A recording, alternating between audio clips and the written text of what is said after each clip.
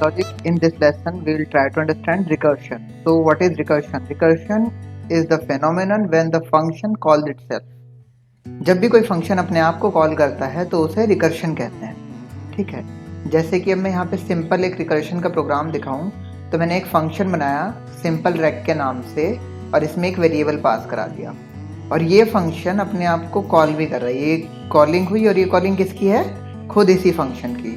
तो जब कोई फंक्शन अपने आप को खुद कॉल करता है तो उसे कहा जाता है रिकर्शन. और वो प्रोग्राम जिसमें रिकर्शन यूज़ होता है, जिसमें कोई भी फंक्शन रिकर्सिव होता है, उसे कहते हैं रिकर्सिव प्रोग्राम. रिकर्शन इम्प्लीमेंट करने के लिए कुछ बेस कंडीशंस भी होती हैं. There are few base conditions to implement recursion. So what are those condition? The condition is the recursion must have a terminating condition, that it should actually terminate at a point. कि वो ऐसा नहीं होना चाहिए कि वो infinite time तक चलता चला जा रहा है, वो टर्मिनेट ही नहीं हो रहा. तो रिकर्शन के लिए एक ऐसी कंडीशन होनी चाहिए जब वो टर्मिनेट हो रहा हो. ठीक है, जैसे मैंने यहाँ पे दिया हुआ है कि मेरा n से चल रहा है अगर और मैं माइनस की साइड जा रहा हूँ, तो जैसे ही n 1 को अचीव करेगा तो वो फिनिश हो जाएगा, तब वो कॉलिंग अपने आप को नहीं करेगा. जब तक वो 1 नहीं होगा तब तक वो अपने आप को कॉल करेगा और जैसे ही वो 1 हो जाएगा वो अपने आप को कॉल नहीं करेगा. अगर अभी मैं इसको यहाँ पे n-1 हटा दूँ, यहाँ पे सिंपल n कर दूँ, तो ये एक इनफाइनाइट रिकर्शन बन जाएगा. इनफाइनाइट नंबर ऑफ टाइम्स खुद को कॉल करता चला जाएगा इसके पास, क्योंकि बेस कंडीशन पे जाने के लिए पोजीशन नहीं बचेगी, जगह नहीं बचेगी. अगर मैं यहाँ पे n+1 कर देता हूँ और यहाँ पे कोई एक नंबर दे देता हूँ 10, तो मुझे ये भी देखना पड़ेगा कि मैं 10 से ऊपर कभी ना डालूँ उसमें. ठीक, तो ये तो था रिकर्शन के लिए. कि सिंपल रिकर्शन क्या होता है? जब मैंने कोई फंक्शन लिखा तो उसमें सबसे पहले मुझे एक बेस कंडीशन देनी होगी. कि बेस कंडीशन क्यों? ताकि वो एक जगह पे जाके टर्मिनेट हो पाए. अगर वो टर्मिनेट नहीं होगा तो वो इनफाइनाइट कॉलिंग पे जा सकता है और जब वो इनफाइनाइट कॉलिंग पे जाएगा तो वो कंप्यूटर को आउट ऑफ मेमोरी कर सकता है. तो आपको वहाँ पे स्टैक ओवरफ्लो या आउट ऑफ मेमोरी एरर मिलेगा. ठीक है, अब जैसे मैं अगर इस प्रोग्राम को for example if I run this program then I get this. If I run it like 8 then I get 8 7 6 5 4 3 2 1 because I am having n-1. अगर मैं यहाँ पे n-2 कर दूँ तो क्या होगा? 8 के बाद क्या आया? वो जंप कर गया, वो 1 पे पहुंचा ही नहीं, 1 पे जंप कर गया. और जब वो 1 से जंप कर गया तो वो इतने नंबर ऑफ टाइम्स उसने दे दिया वेलकम. वो देता चला गया. कब तक उसने ये दिया? जब तक मैक्सिमम रिकर्शन की डेप्थ को उसने अचीव नहीं कर लिया. ठीक है, तो मुझे ये भी देखना पड़ेगा कि जो मेरी बेस कंडीशन है वो अचीव भी होनी चाहिए. ठीक, अगर मैं यहाँ से n-1 रखता हूँ तो ये इजीली टर्मिनेट हो रहा है. ओके, नाउ एक और एग्जांपल से हम इसको समझने का ट्राई करते हैं. Sum of n natural numbers. Sum of n natural numbers में क्या होता है कि मैं किसी एक नंबर से स्टार्ट करता हूँ और n तक सम करता हुआ चला जाता हूँ. बट रिकर्शन में हम ऐसा कर सकते हैं कि मैं n से स्टार्ट कर रहा हूँ, n plus n-1 plus n-2 plus n-3 plus n-4 ऐसे करते चले जाएं. तो वो कैसे होगा? सबसे पहले मैंने एक फंक्शन बनाया. अगर n नेचुरल नंबर का सम है और मैंने उसमें 1 एंटर किया है तो वो क्या दे? वो 1 रिटर्न कर दे, क्योंकि 1 से 1 तक का सम सिंपल 1 होगा. और अगर मैंने उसको 1 से बड़ी कोई भी काउंटिंग दी है, कि 1 से बड़ी मैंने उसको कोई भी काउंटिंग दी है, तो मेरे लिए क्या होना चाहिए? Return n plus some natural number, यानी खुद को कॉल करे रिकर्शन में और n-1 को कर दे.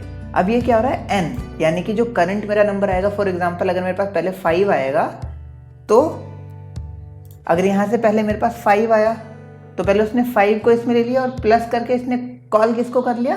सम ऑफ 4 को. अब 4 का रिजल्ट क्या आएगा? अब जब सम ऑफ 4 जाएगा तो 4 वापस से जाएगा और यहाँ पे वो 4 के लिए चला आएगा और 3 के लिए कॉल करेगा, तो वो 4 कर देगा प्लस 3 के लिए कॉल कर लेगा. जब वो 3 के लिए चलाएगा तो 3 के लिए वो 3 प्लस कर देगा और 2 के लिए कॉल कर लेगा. और जब वो 2 के लिए चलाएगा तो 2 को प्लस कर देगा और 1 को कॉल कर लेगा. और 1 को कॉल करने के बाद तो जैसे ही 1 उसने देखा तो वो रिटर्न 1 कर देगा. तो अब इस सम आ जाएगा 5 4 3 2 1. ओके, तो देखेंगे दोनों का सम 15 15 दोनों का सम सेम है. अब मैं 1 + 2 + 3 + 4 + 5 कर लूँ या फिर मैं 5 + 4 + 3 + 2 + 1 कर लूँ, रिजल्ट विल बी सेम। तो सम ऑफ एन नेचुरल नंबर मैं ऐसे कर सकता हूँ।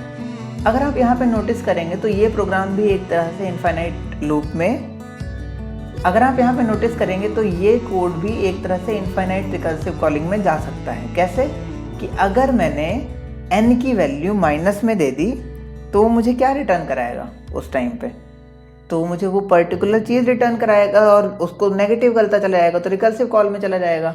तो इसके लिए मैं इसको क्या कर सकता हूँ कि व्हेनेवर n इज इधर 1 और लेस देन 1 तो मेरे लिए क्या रिटर्न हो जाए, वहां पे n रिटर्न हो जाए, वही सेम नंबर रिटर्न हो जाए। तो आ गया 15। ओके, तो आई होप आपको ये समझ आ गया होगा ये वाला कोड।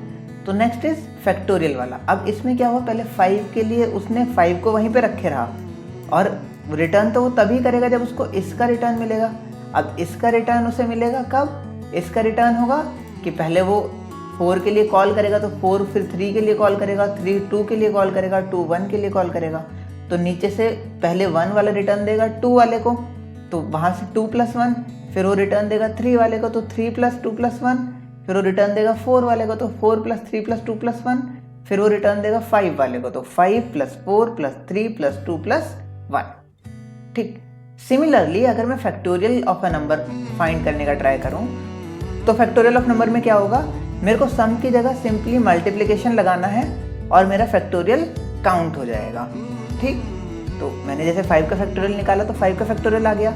अगर मैं इसकी जगह पे 6 का 8 का फैक्टोरियल निकालता हूँ तो 8 का फैक्टोरियल आ जाएगा। ओके, तो फैक्टोरियल के भी सेम है कि अगर n लेस देन और इक्वल टू 1 हो तो रिटर्न हो जाए 1, अदरवाइज रिटर्न हो क्या n और मल्टीप्लाई करने के बाद वेट कर ले फैक्टोरियल ऑफ n-1 के लिए। अगर मैं ये कहूँ कि 5 का फैक्टोरियल इज इक्वल टू 5 × 4 का फैक्टोरियल तो दैट इज ऑल्सो करेक्ट। अब 4 का फैक्टोरियल निकलेगा, वो फैक्ट फंक्शन अपने आप निकाल लेगा। वो अपने आप कैसे निकालेगा, 4 के लिए वो फिर से कॉल करेगा फैक्टोरियल ऑफ 4, तो 4 के लिए उसने कॉल किया तो 4 × फैक्टोरियल ऑफ 3, अब वो 3 का निकालेगा तो 3 × फैक्टोरियल ऑफ 2, अब वो 2 का निकालेगा 2 × फैक्टोरियल ऑफ 1 और 1 का फैक्टोरियल क्या आएगा, रिटर्न होके 1, क्योंकि n में मैंने 1 पास किया और जैसे ही वो 1 आएगा तो रिटर्न 1 देगा। अब 2 वहाँ पे वेट कर रहा होगा 2 × 1 के लिए, फैक्टोरियल ऑफ 2 का रिटर्न देने के लिए, तो 2 × 1 रिटर्न हो जाएगा। सिमिलरली ऐसे करते करते 5 × 4 × 3 × 2 × 1 बन जाएगा अगर मैं 5 का फैक्टोरियल काउंट करता हूँ। ठीक, now this is the code for Fibonacci series. Fibonacci series क्या होती है, जो फर्स्ट कैरेक्टर 0, सेकंड इज 1 और नेक्स्ट वाले जो नंबर होते हैं वो क्या होते हैं, लास्ट वाले 2 नंबर्स का सम होते हैं। तो जैसे 0 + 1 हो गया 1, 1 + 1 हो गया 2, 1 + 2 हो गया 3, 2 + 3 हो गया 5, 3 + 5 हो गया 8, ऐसे ही 5 + 8 करूंगा तो मेरे पास नेक्स्ट कैरेक्टर क्या आएगा 13। ऐसे ये सीरीज चलती चली जाएगी। तो ये मैंने कैसे निकाली, मैंने एक फंक्शन बना लिया, उसने फंक्शन ने खुद को कॉल किया रिकर्सिवली। अब n-1 और n-2 अगर मैं n के लिए निकालता हूँ कि पर्टिकुलरली nth नंबर के लिए मेरी सीरीज क्या होगी, तो ये n-1 + n-2 का सम होगी। ठीक, और जैसे ही मुझे पता चलता है कि if n is less than और इक्वल टू 1 तो मैं उसको रिटर्न कर दूंगा क्या, n, कि जैसे ही n1 होगा तो 1 रिटर्न करेगा, n0 होगा तो वो 0 रिटर्न करेगा, तो 0 + 1 1 आ जाएगा, फिर 1 + 1 2 आ जाएगा, 1 + 2 3 आ जाएगा। ऐसे करते करते मेरे पास पर्टिकुलर इससे मुझे एक एलिमेंट मिलेगा, पर्टिकुलर nth एलिमेंट मिलेगा, किसका, फिबोनाची सीरीज का। जब मुझे इससे nth एलिमेंट मिलेगा तो मैं क्या करूंगा, 4i = 0 to range of n तक मैं क्या करूंगा, उसको चलाऊंगा कि मेरे पास पहले 0th एलिमेंट निकल के आए, फिर फर्स्ट एलिमेंट निकल के आए, फिर सेकंड एलिमेंट निकल के आए, और ऐसे करते करते मैं उनको प्रिंट कराता हुआ चला जाऊंगा। ठीक, ये वैसे कंप्यूटेशनली इसमें हाई कॉम्प्लेक्सिटी लगेगी, इसको एग्जीक्यूट करने में टाइम ज़्यादा लगेगा, बट क्योंकि इससे हम रिकर्शन की फंक्शनैलिटी देखना चाहते हैं तो वैसे इसको हमने इसलिए इम्प्लीमेंट किया है। Next program is binary search. Binary search में क्या होता है, मेरे पास एक लिस्ट होती है सॉर्टेड ऑर्डर में, सॉर्टेड यानी कि या तो असेंडिंग या डिसेंडिंग ऑर्डर में। तो अब मुझे उसमें से एक की फाइंड आउट करनी होती है कि ये उस लिस्ट में या फिर उस एरे में एग्जिस्ट करती है या नहीं। तो सबसे पहले क्या करेंगे, एक मेरे पास लो होता है, एक मेरे पास हाई होता है। लो यानी कि लोएथ इंडेक्स, हाई यानी कि हाईएथ इंडेक्स। तो इंडेक्स 0 से स्टार्ट होती है, तो इसकी इंडेक्स 0, 1, 2, 3, 4, 5, 6, 7, 8। तो 0 लो एंड हाई 8। तो लो एंड हाई की इंडेक्स आ गई, तो ये तो 0 ही रहेगा। हाई इज बेसिकली क्या, high is length of L - 1। तो अब मिडल अगर मुझे कैलकुलेट करना हो तो मिडल में कैसे कैलकुलेट करूंगा। मिडल कैलकुलेट करने के लिए मेरे पास सिंपल फॉर्मूला है कि मैं लो प्लस हाई को डिवाइड कर दूंगा 2 से, कि जो है लो प्लस हाई इसको मैं डिवाइड कर दूंगा 2 से, तो मेरे पास बेसिकली मिड की वैल्यू आ जाएगी। तो 0, 1, 2, 3 एंड 4, फोर्थ इंडेक्स पे मेरा एलिमेंट है 5। तो क्योंकि 5 मेरा जो है की से बड़ा है, 5 मेरा किसी एक नंबर से बड़ा है, और क्योंकि लिस्ट ये असेंडिंग ऑर्डर में अरेंज है, तो अब मेरे इससे छोटे एलिमेंट सारे के सारे वो लेफ्ट हैंड साइड पे होंगे। लेफ्ट हैंड साइड पे होंगे, इसका मतलब क्या करना है, मुझे सिर्फ इस वाली लिस्ट में ढूंढना है। इस वाली लिस्ट में ढूंढना है, यानी मेरा लो चेंज नहीं होगा। जो मेरा हाई होगा, हाई को मैं क्या कर दूंगा, मिड -1 हाई में पास कर दूंगा, और मैं फिर इस वाली लिस्ट में, मेरे पास नई लिस्ट क्या बन जाएगी, जैसे ही मैं हाई में मिड -1 पास कर रहा हूँ तो मेरी नई वाली लिस्ट बन जाएगी 1, 2, 3, 4। देन मेरा नया वाला मिड बनेगा 2, तो 0, 1, 2। अब 2 पे है अभी मेरा 3, तो 3 इज लेस देन 4। तो अब मैं इसके आगे भेजूंगा, तो अब मेरा लो क्या हो जाएगा, low will be 4 and high will be 4। तो अब लो प्लस हाई करके अगर मैं देखूंगा, तो जैसे ही मुझे ये एलिमेंट लो प्लस हाई करके सेम मेरा मिड आ जाएगा। जैसे ही मुझे एलिमेंट मिलेगा मैं रिटर्न कर दूंगा ट्रू, कि एलिमेंट मिल गया और इस वाले इंडेक्स पे है। ठीक, तो सिमिलरली हमने ये वाला प्रोग्राम बनाया है बाइनरी सर्च के नाम से, एरे लो हाई एंड की। अगर मेरा हाई लो से बड़ा है या बराबर है, तो मैं मिड कैलकुलेट करूंगा और मैं चेक करूंगा कि अगर मेरे मिड पे मुझे की मिल जाती है तो मैं रिटर्न कर दूंगा मिड को, यानी पोजीशन को, कि इस पोजीशन पे मेरा एलिमेंट एग्जिस्ट करता है। अगर मेरा जो मिड है वो क्या होता है, बड़ा होता है किससे, मेरे एलिमेंट से। तो बड़ा होता है तो अब सारे छोटे एलिमेंट्स तो लेफ्ट हैंड साइड पे मिलेंगे ना, तो मुझे लेफ्ट हैंड साइड पे जाना पड़ेगा। तो उसके लिए मेरे को लो सेम रहेगा एंड हाई मेरा क्या हो जाएगा, मिड +1। क्या मैं फंक्शन कॉल कर रहा हूँ तो एरे मेरा सेम रहेगा।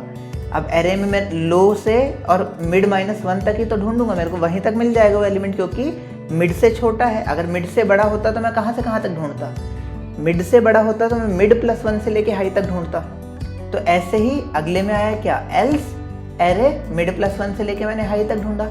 ऐसे चलते चले जाएंगे। अगर एक कंडीशन ऐसी आई कि हाई मेरा जो हुआ वो छोटा हो गया लो से, यानी कि हाई मेरा लिस्ट में पहुंच गया इस साइड और लो मेरा हो गया इस साइड, तो मुझे क्या रिटर्न हो जाए, -1। और -1 का मतलब है कि सर्च अनसक्सेसफुल। ठीक है, जैसे ये वाली लिस्ट है, इसमें मेरे को 10 सर्च करना है, तो मैं इसको रन करता हूँ। तो element is present at index 8। अब उसने यहाँ से कैसे x को फाइंड किया होगा, इसने पहले यहाँ से मिड ढूंढा होगा, मिड पे वो सबसे पहले 8 पे गया होगा। 8 पे जाने के बाद उसने देखा होगा 8 is smaller than the key, तो वो इस साइड गया होगा। इस साइड जाने के लिए उसने क्या किया होगा, हाई को चेंज ना करके सिर्फ लो को चेंज कर दिया होगा मिड +1। नाउ इसमें उसने मिड ढूंढा होगा, ये मिड पे देखा होगा ये बड़ा है, तो उसने अभी उसका लो ये है, और वो अब क्या करेगा, हाई को दिस -1 दिस कर देगा। अब यहाँ से मिड कैलकुलेट होके यही आ जाएगा, और मिड पे क्योंकि उसे एलिमेंट मिल जाएगा तो वो उसकी इंडेक्स रिटर्न करा देगा, which is 8th index.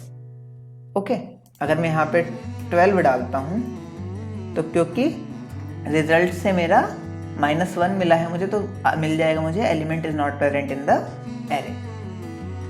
Hope आपको रिकर्शन समझ में आया हुआ इस वीडियो से। अगर आपका कोई भी डाउट है तो you can comment down below. Thank you for watching this video. Please don't forget to like, share and subscribe. See you in the next lesson. Till then, stay home, stay safe. Thank you and Jai Hind.